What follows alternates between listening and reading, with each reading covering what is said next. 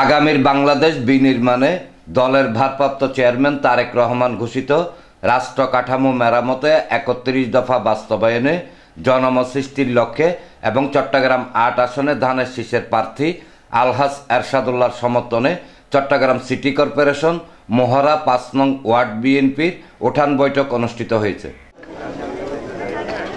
শনিবার সন্ধ্যায় ওয়ার্ডের উত্তর মহড়া এলাকার ধানের শীষের নির্বাচনী কার্যালয়ে চানগাঁও থানা বিএনপি নেতা ইকবাল উদ্দিন চৌধুরী সভাপতিত্বে আয়োজিত অনুষ্ঠানে প্রধান অতিথি ছিলেন মহড়া ৫ নং ওয়ার্ড বিএনপির সাবেক সভাপতি জানে আলম জিকু।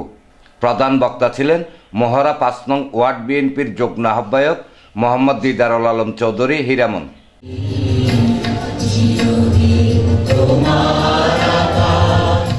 কোরআন থেকে তেলাওয়াত, জাতীয় ও দলীয় সঙ্গীত পরিবেশনের মাধ্যমে আয়োজিত অনুষ্ঠানে বিশেষ অতিথি ছিলেন চানগাঁও থানা বিএনপি নেতা মোহাম্মদ শহীদ চৌধুরী, মহড়া ৫ নং ওয়ার্ড বিএনপির যুগ্ম আহ্বায়ক মোহাম্মদ খোরশেদ আলম, রাজাউল করিম খোকন, সদস্য ইমাম উদ্দিন মিয়া, কালুরঘাট শ্রমিক জোনের সহ সম্পাদক আব্দুল মতিন, যুবনেতা আনোয়ার সাদেক রুবেল, মোহাম্মদ ইলিয়াস ও স্বেচ্ছাসেবক দল নেতা ঈসা মানিক সহ আরও অনেকে। দেখেন, সারা বাংলাদেশে শহীদ জিয়া রহমানের যে জনপ্রিয়তা, দেশনেত্রী বেগম খালেদা যে আপসহীন নেত্রীর যে জনপ্রিয়তা, আমাদের ভারপ্রাপ্ত চেয়ারম্যান জনাব তারেক সাহেবের যে জনপ্রিয়তা, এটা আকাশচুম্বী।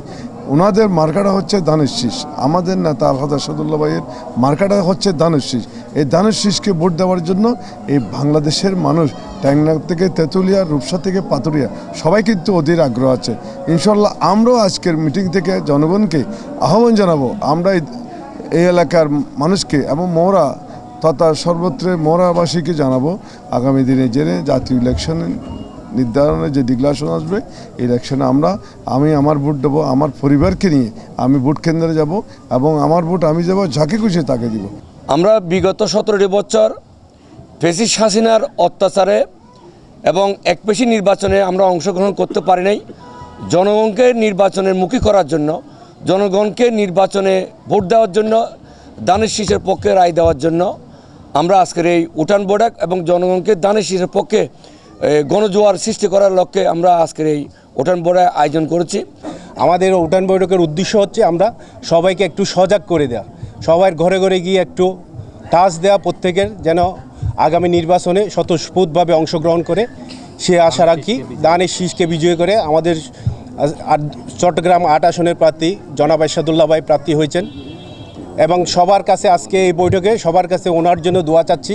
ছাত্রনেতা জামশেদুল আলম ও আবদুল্লাহ আল মামুনের যৌথ সঞ্চালনায় অনুষ্ঠানে বিপুল সংখ্যক এলাকাবাসী এবং বিএনপি ও অঙ্গ সংগঠনের নেতৃবৃন্দ উপস্থিত ছিলেন।